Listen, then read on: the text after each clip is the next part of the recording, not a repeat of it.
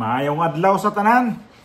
Magandang araw po sa lahat. Shout out muna tayo bago natin umpisahan ng ating reaction maya-maya. Pagkatapos itong shout out, doon tayo sa reaction. Okay? Kay Ma'am Crislina Vlogs, Clarita Huntulan, Ma'am Veronica Peralta, Javier Elsa, Ma'am Maria Bidunyo of Macau, Pauman BG o Patiros, Philippines, Rose Mahinay, Rosalyn Ngirngir, tama ba? Rosalina Binoy, magandang araw at sana maayos pa ang inyong kalagayan ngayon. Sana nasa mabuti po ang inyong kalagayan, ang inyong umpisang araw ba. Sa bagay, kung napanood to sa Pilipinas ngayon, masigurado ako madaling araw na ito. Pero dito sa amin ngayon ay nasa gabi pa lang kami dito. Mag-alas 10 pa lang ho ng gabi. So magandang araw. Sabi ko lang magandang araw para todos na. So ito si Marculita, itong si Karen Davila, tinira sa programa niya na sa Saganang Mamamayan. Ewan ko sino nakapanood sa inyo na takot pala itong si Karen Davila kay dito kay Senador Marculita. Ayaw interviewin daw eh. Nagpadala siya ng pasabi sa true kaibigan itong ni Karen Davila. Hindi daw parang hindi daw pinansin yung pasabi ni Senador Marculita na congressman pa siya noon. Na sabihin mo nga, interviewin niya ako. Hindi daw Ito yung video. Oh. Sino bang mag-aakala naman na yung Blue Ribbon Committee ibibigay nila sa akin? Nako, oo. Oh. Ikaw ba, iniisip mo ba yung gano'n? Di ako ho, simula pa lamang, di pa simula ang election sen itinalaga ko na kayo dyan eh. Ay, hindi wala kang naniniwala na mananalo ko. Nakita sila po yun. Sila po. Nakita mo ba yung isang, anong tawag doon? Broadcaster ba yun na babae? Ay, oho. Nakakaawa yung broadcaster na yun eh. Totoo. Hanggang ngayon po, mukhang hindi pa niya matanggap sa kanyang sarili. At meron pa siyang kapares na kanyang pananaw din sen. Yung si Boy DVD, yung nakunan ng fake DVD niya sa may Congressional Avenue na hanggang ngayon, bakit to? Sino ba yung Boy DVD? Kilala ho nila yan. Ang pangalan nata, Liamas. Tanong mo nga kay Saito kung alam niya.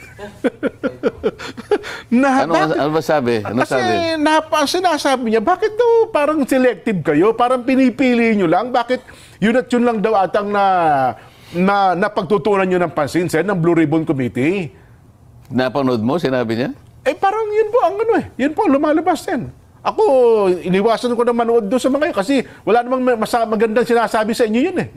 Bakit naman sinabing selective? Kasi nga ron daw po, parang ang dating doon sa kanyang sinasabi ay mga opisyalis lang daw po ng DPWH ang inyong tinitignan. Di parang yung broadcaster na babae. Yun, napanood ko yun eh. Kaya nga magkasintono sila sen eh.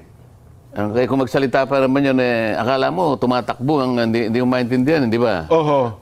Subukan mo tumatakbo ka, nagsasalita ka, humihingal ka. Pagka yun nagtatanong, humihingal eh. Kakapusing ka ng hininga nun, sen. Kapag ako'y nakikinig doon, ako ang napapagod eh. Nakikinig lang ako, pagod na pagod ako eh. Kaya ayaw kong pakinggan yun eh. Ganun mo ba? Ang sabi niya, ay bakit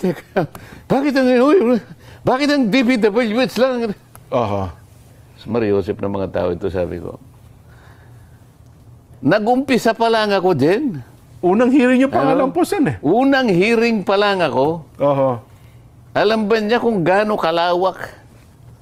Alam ba niya kung gaano kalawak ang multong kinakaharap ng ating bansa? Ang problema sa ganyang mga tao, lalahatin ko na sila, mga ganyang puri ng tao. Yung mga ganyang sariling kaisipan. Mapa-broadcaster ka, o kung ano man, basta ganyan kayong mag-isip. Pati vlogger, sen, marami din ganyan. Pagka ganyan kayong mag-isip, talagang wala na akong magagawa sa inyo. Hindi naman kayo abogado kasi. Ang abogado kasi, bago magsalita, nag-iisip.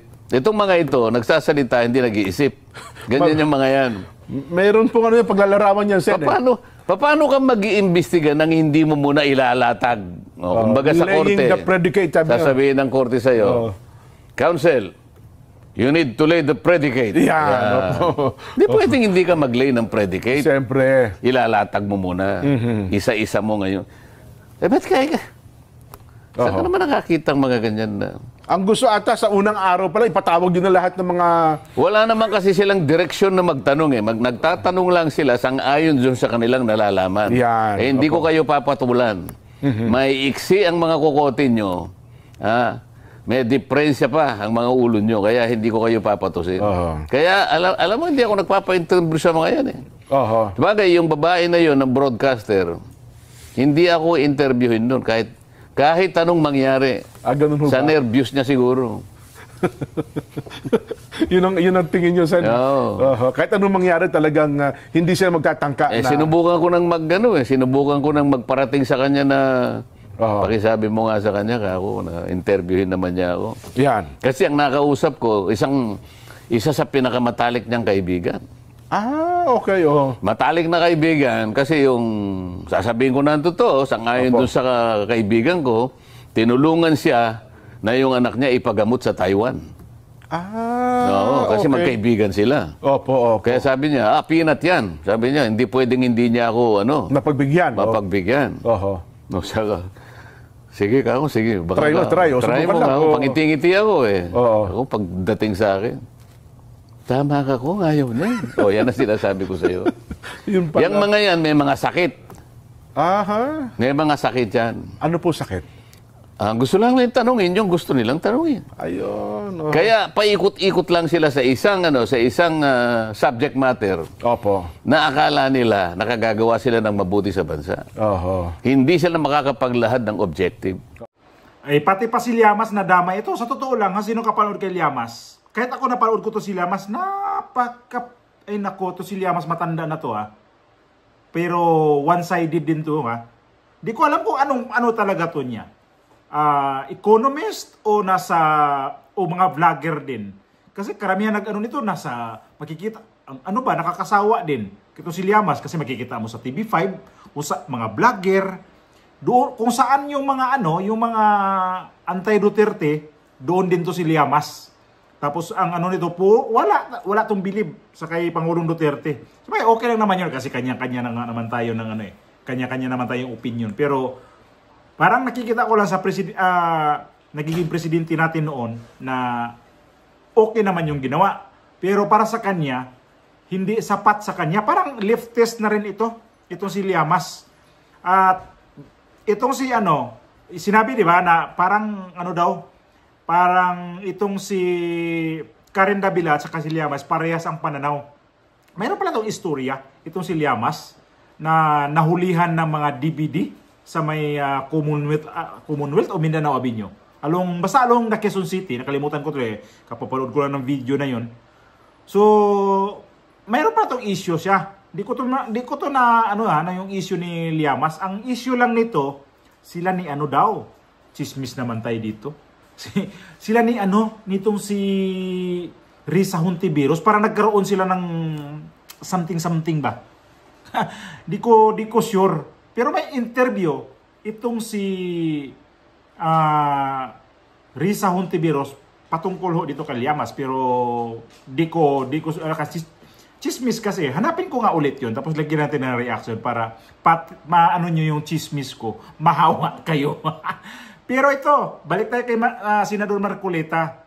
Sabi niya, di ko na pinapansin yan kasi tinatawag niya mga kawawang kawawang babae na yan. Di niya talaga banggitin yung pangalan niya, Di talaga banggitin niya yung pangalan ni Karen Davila. At talagang sagad sa buto talagang inis ni Senador Marcoleta nito ni Karen Davila. Kahit sino naman Nakikita naman natin kung sino mga in-interview nito na parang okay ang kanyang dating, pero karamihan ang mga in-interview nitong sa ABS-CBN. Nako, itong mga angkor nila sa ENC, karamihan dyan. Grabe. Mga mga hindi talaga yan sila papabor sa mga tao na ayaw nila pag ayaw nila, didikdikin nila yan. Buti pa nga si Senador Bato de la Rosa, parang na-interview pa nila yan. Pero ito si Senador Marcoleta, hindi talaga na-interview yan. At hindi kinalimutan ni Senador Marcoleta, ito sinabi ni Karen Davila, bakit nanalo yan? Di ba lang yan sila, tinutukoy nun, Iglesia ni Cristo, Di ba 1.7 million lang yan sila? Yun ang sinasabi daw. Hanggang ngayon, dito pa rin ni Senador Marcolita itong si Karen Davila. Hindi talaga niya makalimutan. Kahit naman siguro sino, no? Kapag mayroon hindi maganda yung mga sinasabi, kahit tayo, no? Tao lang naman din tayo eh. Masasaktan ka rin, no? Kaya magtanim ka rin ng inis o galit doon sa mga tao na yung mga sinasabi na hindi rin maganda ba, na dapat balanse, dapat nga itong mga media na to ngayon ay balanse sila. Okay? Nangyari ngayon itong sa interview ni Julius Babaw at saka itong kay Corina Sanchez. Di ba may pahaging si Senador Marcolita tungkol ho doon sa mga interview na yon na binayaran umano ng 10 million para lang ma-interview itong si Diskaya. O kunting ano lang kay Diskaya. Siguro ganoon ang mga Diskaya na mag-offer sila sa mga media na interviewin nyo kami, bayaran namin kayo ganito. Kasi parang iba yan. Halimbawa, mga media mag-i-interview yan, di ko alam kung may mga bayad-bayad ba yan. Pero ito mga Diskaya, sinadya nila yan para pang-attract sa kanilang negosyo yan. Kasi di ba yung sabi nila, pag mayroon silang mga guest na kanyang mga bidding siguro, kaya nag-inspect sa kanila, yung mga sasakyan nila ang unang pinapakita, yung mga sobrang magagara na o kaya mga bagong sasakyan na sa entrada, na madaanan magpaparking doon sa mga kanilang bisita, makikita nila na, uy, magagandang kotse ninyo ah. Kaya itong mga Diskaya, pinupuhunan pati media. So media ba naman, ang mga media, maniwala ba kayo mga media, hindi yan mga buraot. Sobrang buraot ang media ha? Kaya galit yan sila sa yung ibang mga media dyan, sa mga nagbablog. Kasi sila minsan, kasi tinitira sila. Kasi alam ko, may mga buraot dyan. Alam ko rin yan, may mga malalaking network dyan na pumupunta dati sa Bureau of Customs ha. Lalo pag tuwing Biyernes, nakikita ko kung sinong mga, hindi ko na babanggit yan, baka kasuhan ako eh. Tapos, nakikita ko yan doon. Mga malalaking network na doon yung mga reporter nila. Mayroon ng isang reporter dyan na nakikita ko yan. Nasa ano na siya ngayon? Nasa Tagabalita na rin. At yung isa nasa dati sa ano yan. Isa na siya ng network pero nasa radyo yung isa. Doon ko nakikita yan. Kung ayan pala yan siya.